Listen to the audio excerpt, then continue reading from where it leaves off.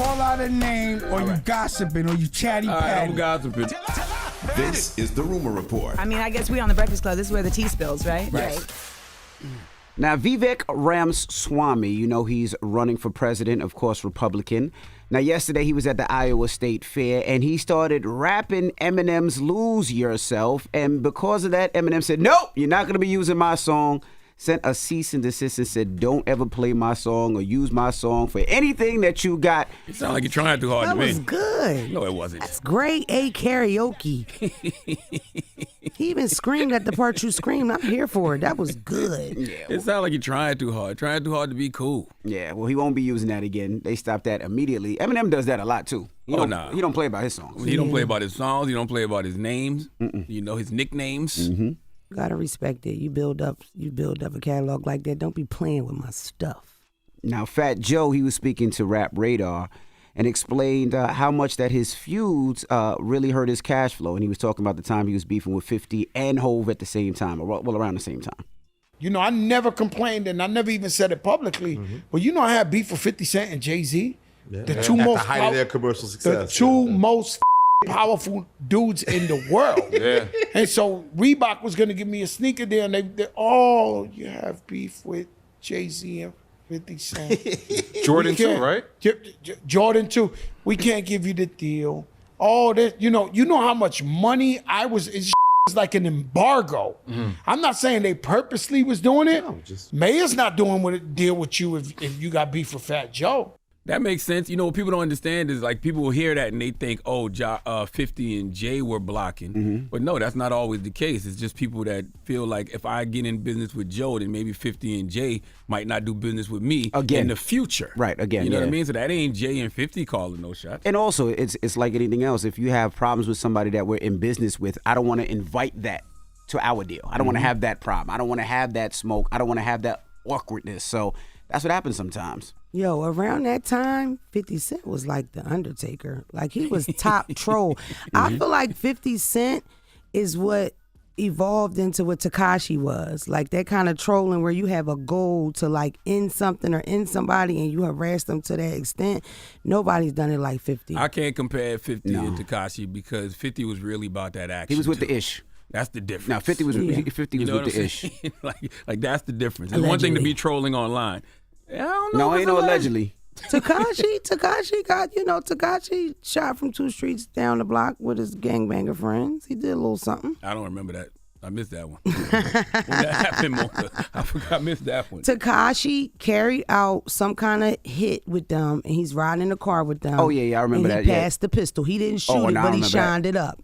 Oh, he shined it up. He loaded the clip. He was a anything about participant. I don't know about that. Whatever. Just kill my whole thing here. Either way, I think that I don't even know if 50 gets all the recognition for it, if you would, but at that time, if you had a problem with 50 Cent, you were done for. So if you even survived that, it's like, it's pretty lit. 50 gets all the recognition.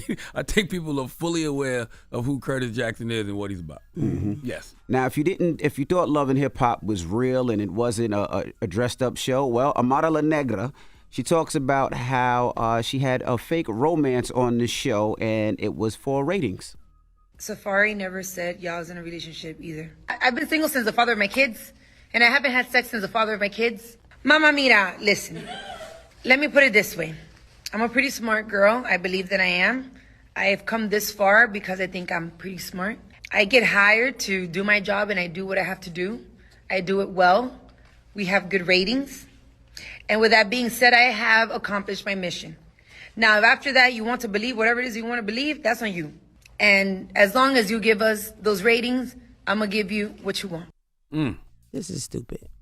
It's upsetting. It is. It's upsetting. I feel like, reality television, I mean, for the love of God, it's already so hard to even believe half of it. But when these people go on these tangents on the socials, on these little podcasts they do, what is the point, Charlamagne? Ratings. No. If the point is ratings and we're going to tell a story, what is the point of giving it up? We're not even waiting till this is old yet. Her story with her and Safari being a couple, him buying a Rolex for the kids, that's still a hot, fresh story. Why are you running tape already? Because the storyline never stops. Like, even when the show is off the air, you're still watching these folks on social media, so the storyline continues to play out. So this isn't a fumble. This isn't something that will like piss off the producers over there for telling that it's not real. I'm sure it would, because a lot of people really, I'm sure, thought that storyline was No, they real. did. I Yes, bought they it. did. There's I no bought way it. y'all I got it. bought it, man. How could you say you don't even bought watch it? You don't even know what's going He don't on. know First of what's all, going on. I'm 45 years old. I was born in 1978. I've seen a million reality shows, and I know that they're all fake. You look good. What's the first reality TV show you ever watched?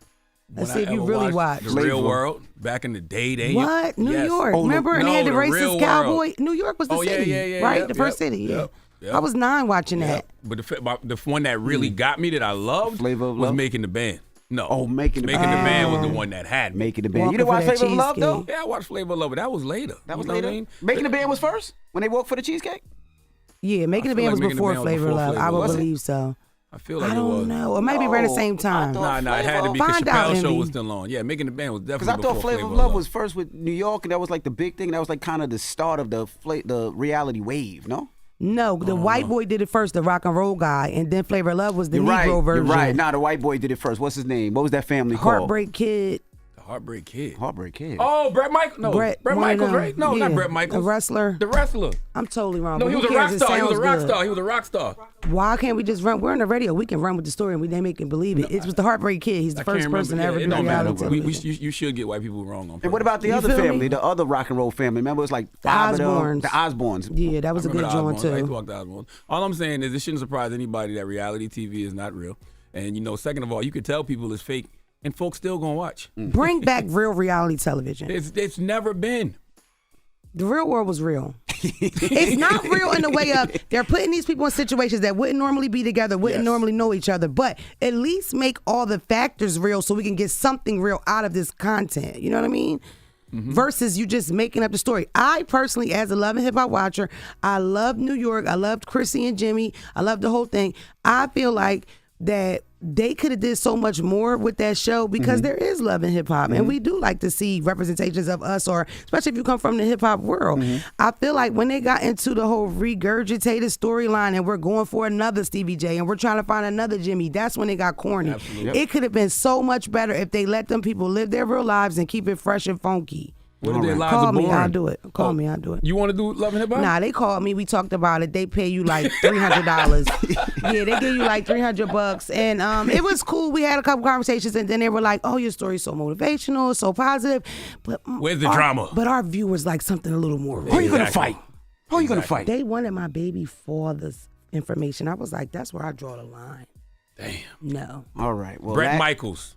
Brett Michaels. That's Rock of it. Love. Yeah, Our that was producer, it. I was my producer close. just texted me. All right. Well, that is your rumor report. Now, we got front page news when we come back, and also 800-585-1051. We got to talk about Bobby Lights. All right. Now, Bobby Lights is calling out some of his so-called friends for unfollowing him on social media.